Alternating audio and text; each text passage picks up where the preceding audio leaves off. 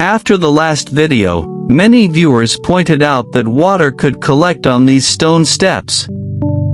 So today, I brought back several bags of cold patch asphalt to improve them. It solves two problems at once: standing water and slippery surfaces. That is especially important on rainy days, because this path is the main route to the orchard and vegetable plots. The warm weather keeps the material soft enough to spread and compact. I originally bought only one bag and tested it on the first few steps. The result looked good, so I went back to town for several more bags and covered the rest. Once everything is firmly compacted, the steps look much cleaner and are far safer than exposed whetstone.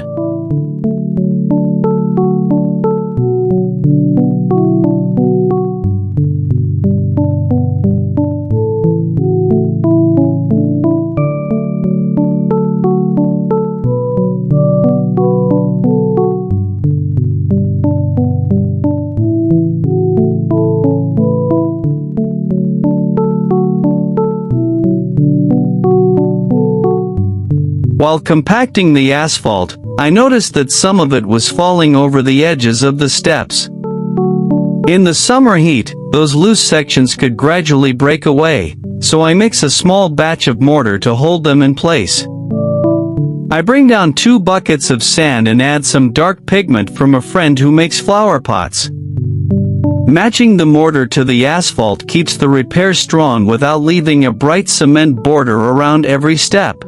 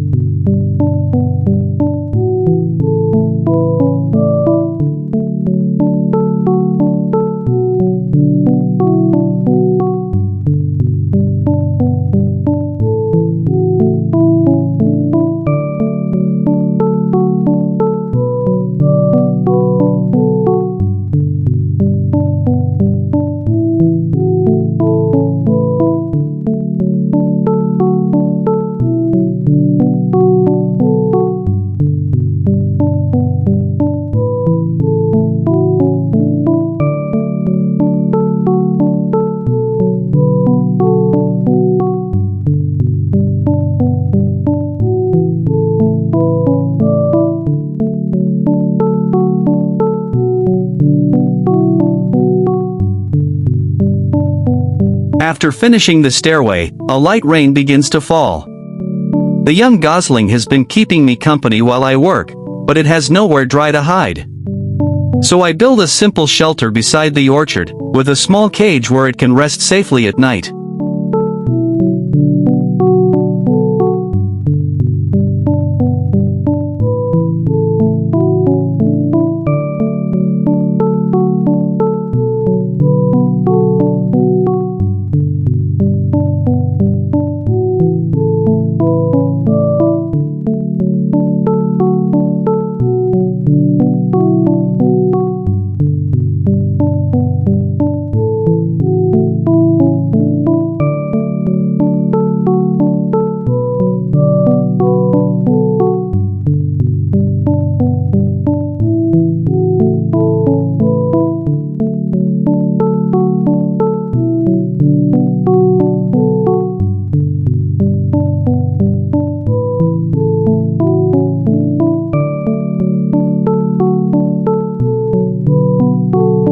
A heavy rain hit while I was building the stream dam a few days ago.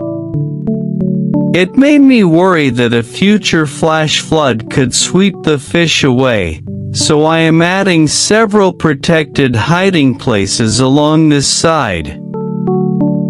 First, I mark the normal water level with stakes and drain the pond. Then I plan a narrow platform here. The space underneath will give the fish shade from strong sunlight, cover from hunting birds, and most importantly, somewhere to retreat when floodwater rushes through.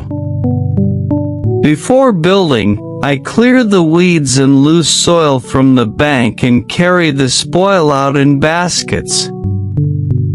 Some viewers asked about the 2 mounds in the middle. 2 peach trees once grew here beside the water. I cut down the trunks to build the dam, but I will keep the tangled roots so the fish can hide among them later. After marking the platform height and stretching a guideline, I reinforce the soft bank with stone and prepare positions for the brick supports.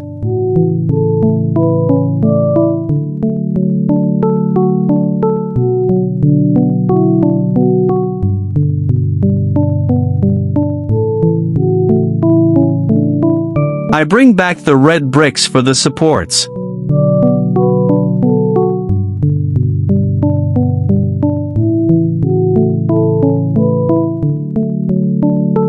Each brick pillar needs a level mortar base because the natural stream stones are far too uneven to build on directly. Otherwise, the supports could easily lean.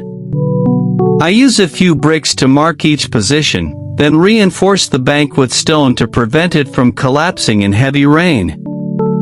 At first, I set up a wooden form because I was worried the stones would not hold.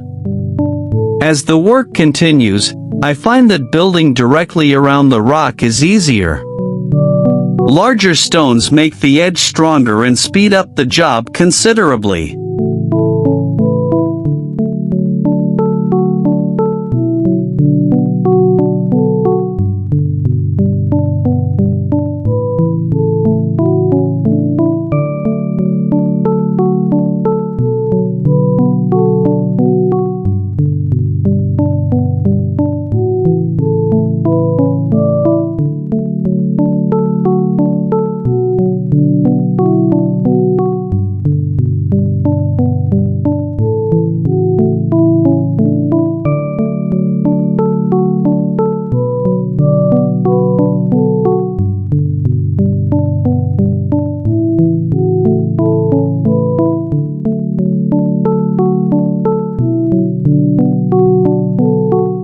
The mortar bases I made yesterday have cured, so today I can raise the brick pillars.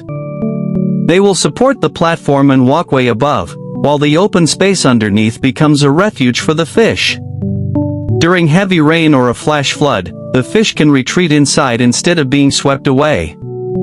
It also protects them from hunting birds.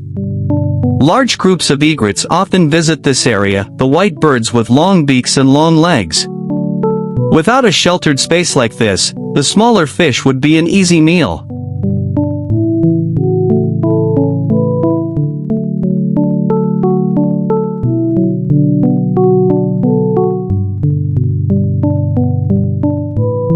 With the pillars finished, I used the remaining mortar to raise the stone border slightly. My next job is to prepare the platform surface. I collect broad, flat stones from the river and will set them along the walkway so the finished platform blends naturally into the stream.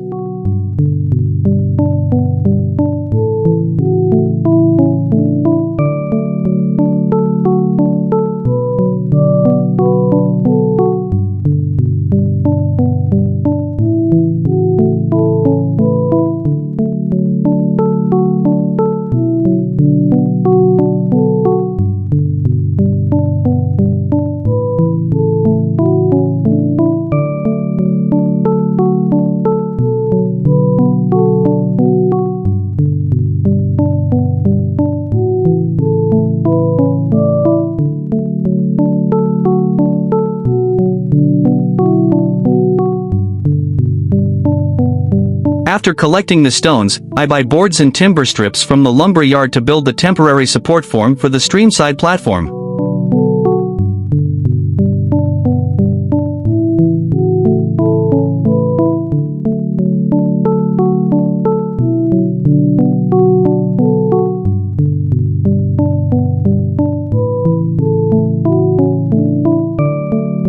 With daylight left, I collect more sand. Tomorrow, I will set the formwork and pour the platform.